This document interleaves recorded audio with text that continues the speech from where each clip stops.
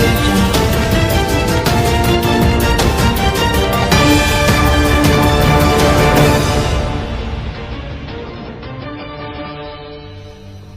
नमस्कार दोस्तों, carry India news channel में मैं डॉक्टर राजेश यादव आपका हार्दिक स्वागत करता हूं।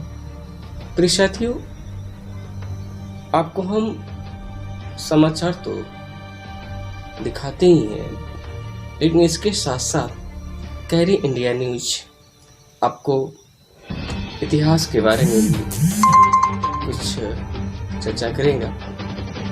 जिसे ब्लैक डेथ नामक जो पूर्व में महामारी आई थी, इसी की वजह से इंसान विज्ञानवादी और ताकतवर बना। जैसे इस समय कोरोना वायरस के चपेट में पूरा विश्व है और तरह तरह के वैज्ञानिक अनुसंधान किए जा रहे हैं, लेकिन पूर्व में भी ऐसी कई बीमारियां थीं जिन्होंने विश्व की सारी आबादी को चपेट में ले लिया था।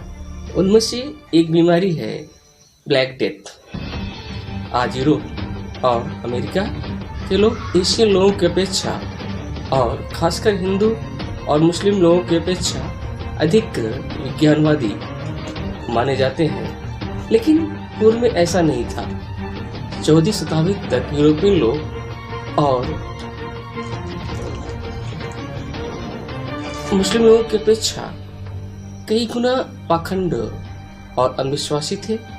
रोमन दुनिया का सबसे बड़ा राजधर्म बनाया गया। इटली के रोम शहर में दुनिया का सबसे बड़ा चर्च ही बनाया गया। आज हम उसे आर्टिकल सिटी के नाम से जानते हैं। जिस तरह भारत में किसी जमाने में ब्राह्मण और क्षत्रियों के बीच कौन श्रेष्ठ है, इसका विवाद छिड़ गया था और आखिर में ब्राह्मण इस लड़ाई में जीत गए। उसी तरह रोमन साम्राज्य में भी राजा या पोप कौन बड़ा है, यह विवाद शुरू से ही चलता आया है। जैसा कि हमको या हमारे भारत देश के हिंदुओं को लोग अविश्वासी मानते हैं, लेकिन ऐसा नहीं है।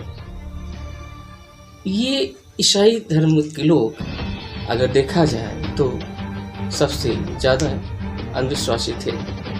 5वीं शताब्दी में जब पोप की जीत हुई तो कोई संविधान नहीं था, न ही कानून था। मुख्य धर्म गुरु जो नियम बनाता और जो आदेश देता, वही रोमन साम्राज्य का कानून था। हर गांव, कस्बे और बड़े बड़े शहरों में चर्च और मॉनेस्ट्री थी और वहां के धर्मगुरु की नियुक्ति रोम के पोप के द्वारा किया जाता था।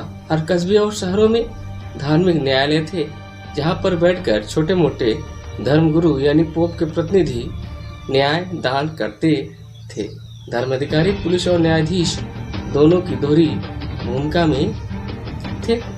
इन धर्मगुरुओं का एकमात्र कार्य यह देखना था कि जनता मुख्य धर्मों के हर धर्मविश्वास, कर्मकांड, पाखंड और अंधविश्वास का हूबहू पालन करती है या नहीं। यदि किसी ने जाने अनजाने में धर्मगुरु के आदेश का पालन नहीं किया, धार्मिक पुलिस औरत आदमी को पकड़कर चर्च में ले जाती और वहां पर उनके अपराध के अनुरूप उसे अलग अलग प्रकार की सजा दी जाती थी।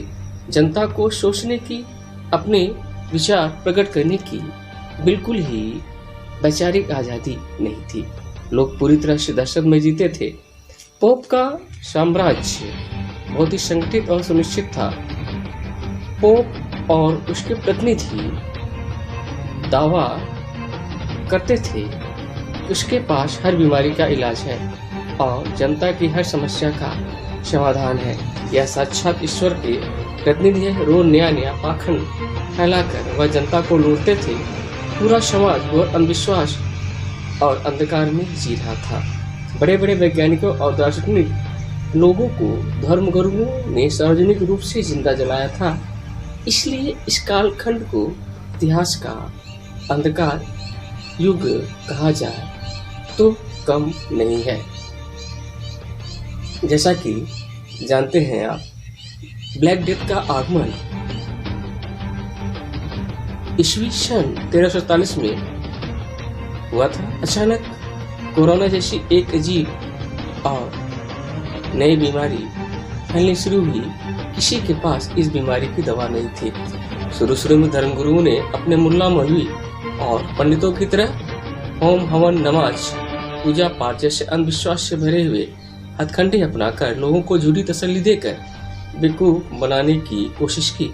लेकिन बीमारी इतनी भयावह थी कि नियंत्रण में आने की बात तो दूर, वह तूफान की तरह यूरोप में फैल गई। सन 1347 से लेकर 1351 तक इतिहासकारों के हिसाब से ऐसा कहा जाता है कि पूरे यूरोप और एशिया में लगभग 20 करोड़ मर गए। यानी ऐसा कहा जाता है उस समय की आबादी थी, उनमें से 60% जनता इस बीमारी के हाथों मर गई। तो कहा जा सकता है कि विज्ञान ही हर समस्या का समाधान है। यदि यह कहा जाए कि पूजा पाठ या कर्मकांड से समस्या का समाधान होता तो लोग न मरते। जैसा कि आप जानते हैं कि ब्लैक डेथ, जिससे बीमारी से लोग मरे थे, उसे ब्लैक डेथ कहा गया। इस बीमारी को बाद में दुनिया प्लेग के नाम से भी जानती है। 1351 के बाद बीमारी धीरे धीरे समाप्त हुई और 40% लोग बच्चे थे वह सबसे स्वस्थ और रोग प्रतिकारक शक्ति से भरपूर थे। लेकिन भयानक बीमारी और साक्षात मौत के दूर हाथ करने के बाद ही वह जिंदा बच गए थे। इसलिए वह साहसी और बुद्धिमानती थे। धर्मगुरु की दहशत की वजह से 1347 के पहले उन्होंने अपनी बुद्धि का उपयोग करना लगभग छोड़ दिया। मानव रोबोट बनकर धर्मगुरुओं के रिमोट कंट्रोल के सहारे कठपुतली की जिंदगी जी रहे थे। लेकिन 1947 से 1355 के दौरान उनके किसी भी धर्मगुरु की कोई दहशत नहीं थी। वह दहशत से मुक्त हो गए थे। महामारी के दौरान लोगों ने अपनी आंखों से देखा था कि खुद ईश्वर का प्रतिनिधि मानने वाले और यह दावा करने वाले उनके पास हर बीमारी का इलाज है। लेकिन ऐसा नहीं हुआ, नहीं वो समाधान कर सके और साथ ही साथ कई धर्मगुरु तिल तिल कर मरे थे। तो कहने का मतलब ये है कि विज्ञान के प्रयोग से ही सारी समस्याओं पर विजय प्राप्त की जा सकती है। अंधविश्वास केवल धर्मगुरुओं के जीविकोपार्जन का आधार माना जा सकता है। इस महामारी की वजह से पोप और जो धर्मगुरुओं था उनका अहंकार थोड़ा समाप्त हुआ। इसके बाद पुनर्जागरण की स्थापना हुई।